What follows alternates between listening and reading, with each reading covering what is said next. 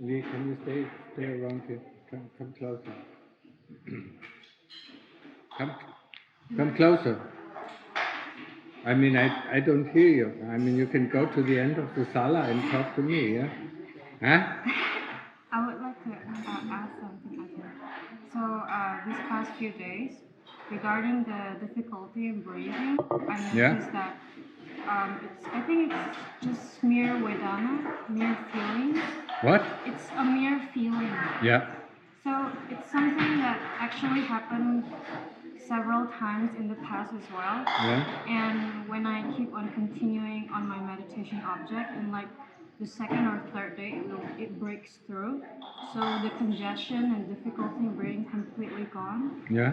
And then I could focus on the breath. Several times I noticed that when I'm meditating, the breath would actually stop.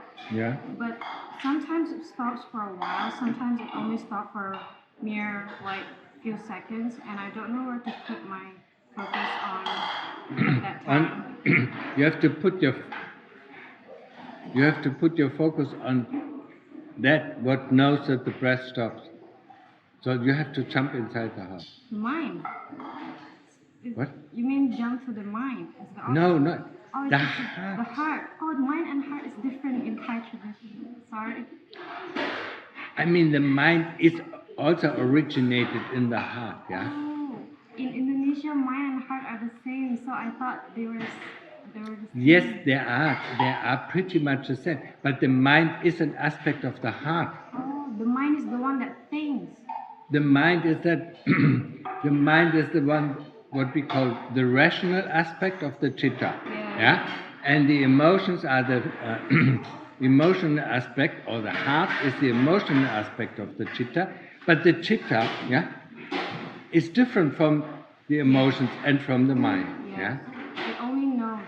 Yeah, it knows. Yeah, it knows what is going on. It knows, the emotional things. It knows the rational things. Yeah, and that's where you have to go. You have to go inside the chitta. So I have to go back to the chitta to take. Not. You have to go in the chitta. Into the chitta as an object here, because there's like a single point. Yeah. Also, I noticed that when I mentioned to you that I had difficulty in breathing, Ajahn mentioned to me to try Khongtong. So now apparently the mind, whenever it can't take the breath as object, like for instance when I'm eating or when I'm showering or doing chores, because for now I see that most of the time the breath is always very, very subtle to notice even at usual time. So doing work while noticing the very subtle breath is very hard to keep. So the mind automatically just recite Khongtong to tie the mind inside. And I tried both when I recite Buddha as well as meditation object. The Buddha stopped, but when the Buddha stopped for a while, the mind starts to move again. It jumps to the breath. So I'm confused. Why is it moving between these two objects then? Which one should I choose? Because you're not fixed there. As I said last time, you have to fix your attention on the Buddha or on the breath. Yeah? And don't worry, if the breath becomes subtle, the knowingness of the breath becomes very predominant. Yes. I mean, it becomes much more dominant. I mean, you know every detail of the breath. Yes. Yeah? It doesn't require the feeling of the No, breath. it doesn't require at all the feeling. Yes. Yeah? So people, make the mistake and think, the breath, disappears. No, the knowingness, our interest in the breath disappears. Yeah? But actually, it very much clearer than when you can feel it. Yeah. Yeah. So the knowing of the breath, even when you do activities, even when the breath is subtle, the knowing of the breath is always there, very strong. Yeah. And you should not let go of the Buddha. Yeah. It's the same thing, I mean, when the breath will stop, and then you jump to the chitta. Yeah. Or the Buddha, you cannot even, the mind really, you will feel it, it really focusing on one point. That's where you jump to the point. It's the same with the breath. It really, there's hardly anything. There's no space, you know. Yeah. It actually leads exactly to the chitta, yeah. And you don't have to do anything. It automatically will go into the chitta. Yeah? But sometimes, you know, you have to give it a little, yeah, because you're afraid, you know, you have to give it a little push, yeah, to go into it. And the Buddha is the same thing, you know, the mind really gets so focused, yeah, that you can't even think one Buddha. Yeah. It just stops. No, it doesn't stop. I mean, like, when I try to make the Buddha comes out, I can't. Yeah, but then you have to jump into the chitta. Yeah?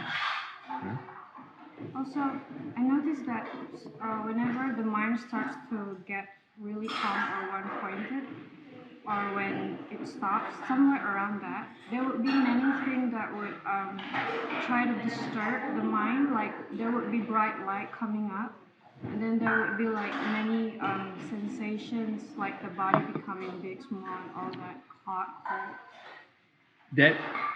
Then you are not really at that point. Then you are at the level of upachara samadhi, yeah? Because at that time, I mean, the mind does not. I mean, the only thing that you're aware of is, I mean, the whole body disappears before, yeah. I mean, all the feeling. There's no more feeling. There's no more sound. There's nothing. Yeah. There's only this. It only happens before one-pointedness, actually. Yeah. Yes. Yeah. And then you are not really close to one-pointedness. Yeah. Then it is still upachara samadhi. Yeah. And then you still have to focus. Then the breath disappears, but you know it doesn't stop. Yeah. Or the Buddha disappears and it doesn't stop. Yeah. Because if it really stops, there's nothing else in this world. I mean, it cannot happen.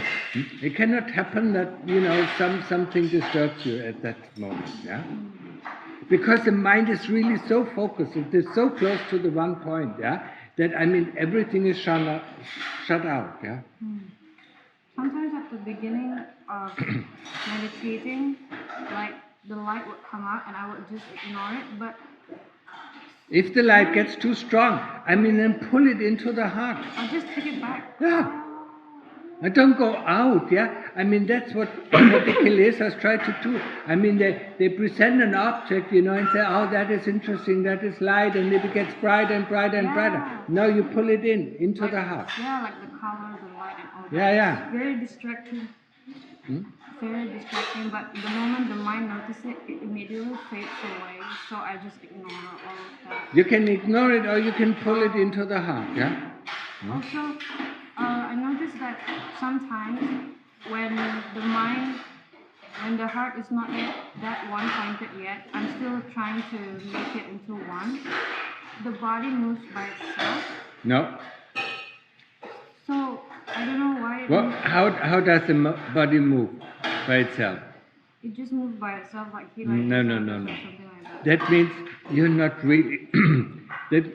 I mean, if the body needs to move, it needs a chitta. Yeah. The chitta needs to move the body. Yeah. That means you're not really concentrated. Yeah. Yeah. When you enter upachara samadhi, and when the upachara samadhi is good, what happens is that the body automatically erects in a very, very normal. Sometimes it's erect. It's like being screwed into place. Yeah. But sometimes when it moves a little bit, it gets screwed in that position, which is. I mean, if it, you have to distinguish. If it moves like this and that is not okay. If it goes into a position and then stays there, that is okay. Oh, okay.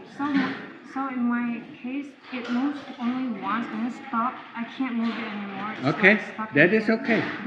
Should I move it back? No. Right? No. Oh, I should just let it be then. Yeah. I mean, because it is the most relaxed position that the body moves into. And the most relaxed position is not this. It is really erect. Yeah? I mean, you're really erect and you're completely, all the muscles are relaxed. Yeah? The body can move erect. Yeah.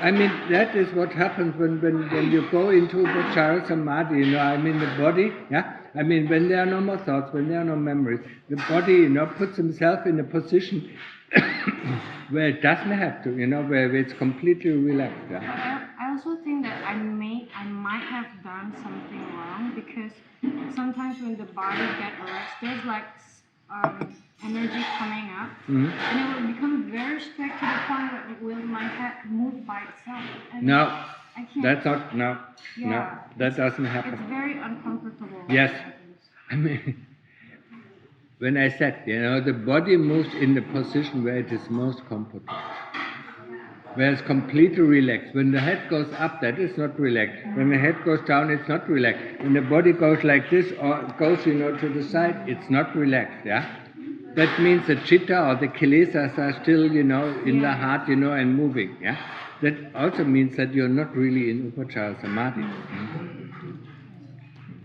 Okay. Thank you.